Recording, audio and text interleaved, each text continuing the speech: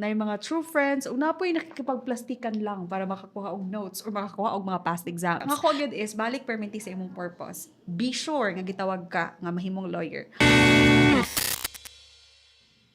Okay, so welcome again to Quick Take, the mini series of the Imperfectly Perfect podcast, where we embrace life's imperfection because it's not about being perfect, it's about being you.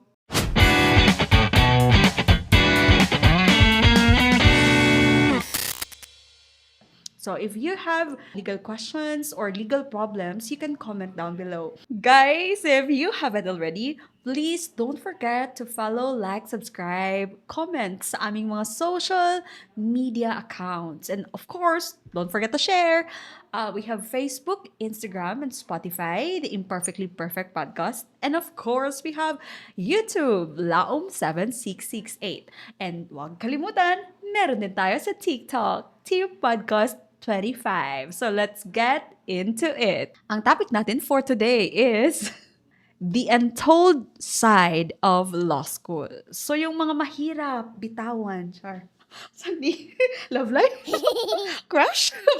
Okay, so kini ang mga butang no nga kasagara very unusual nga madunggan nimo sa law school or mura pa to siya the tea.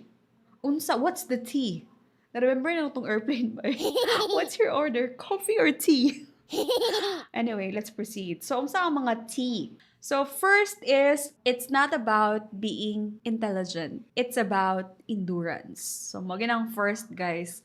Kaya sa law school, sa ako pang ginaingon, sa mga previous episodes, nga ang law school is dili siya avenue kang imong goal is mahimong summa cum laude or ang imong goal is mahimong magna cum laude or kung mo graduate kag Latin honors kung exceptional lang gid kay kano pwede raman siya, pero ang law school is not, it's not the venue for that. Nga naman sa law school makuan jud katumbag gyud ko guys, matumba ka sa recitation or mabagsak ka sa subject or di ka katubag or naulawan ka kay imong professor grabe ka strict ana bitaw, or makakita kag mga klase-klase nga mga tao, na yung mga classmate nga selfish, na yung mga classmate nga selfless pero talagsa lang, na yung mga true friends una po'y nakikipagplastikan lang para makakuha og notes or makakuha og mga past exams.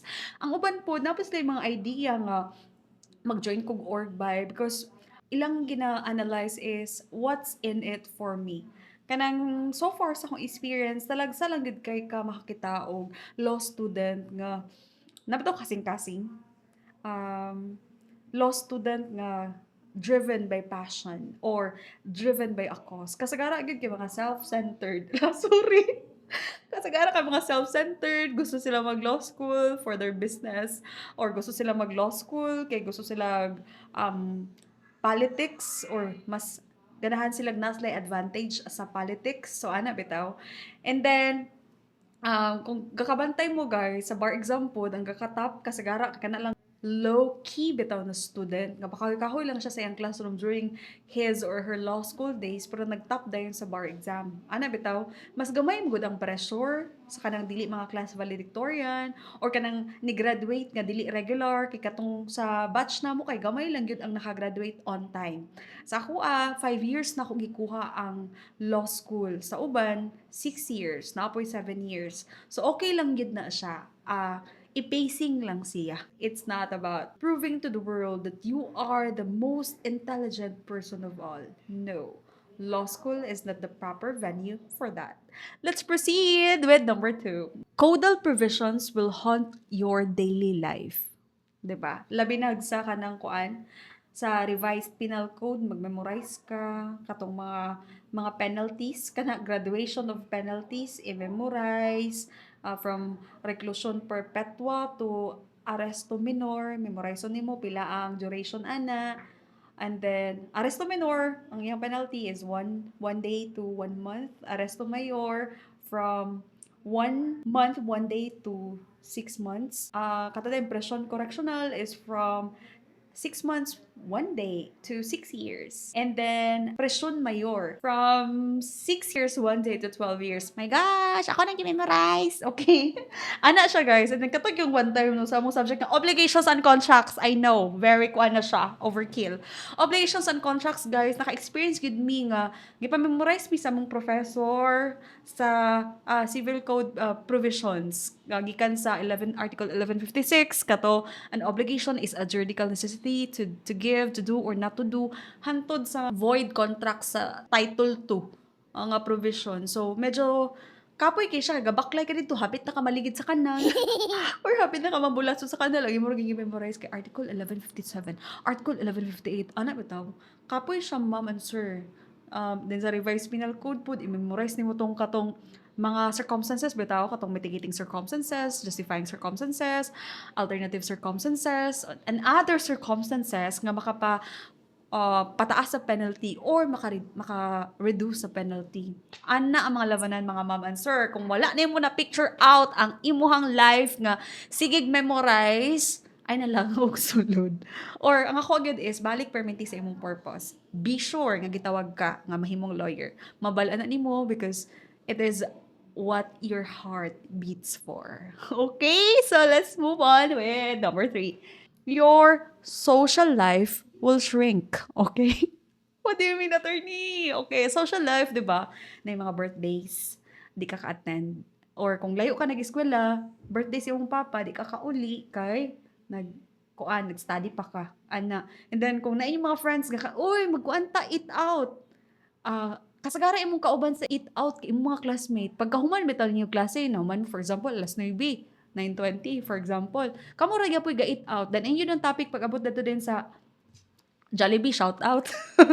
Ang yun ang topic, or McDo, shout out kay abot lang gyapon. Unsa di answer atong kuan ni ma'am ganina? Ana bitaw? Unsa di giingon ni attorney ka ganina? Lisod lagi kita yung question. Ana bitaw? Or nanamoy, unsa tong case about ni ang yung mga marites kay about sa case or CIR versus Court of Appeals. Mga ana na yung maritesan. Pero kanang ingon ka nga imong mga friends sa college, mga friends din mo sa high school nga manaka sa mong kuan kanang Mount Capistrano, memes, wa na kay social life. Dili kay prioritize pa lang nimo nga mag-study kaysa lakaw.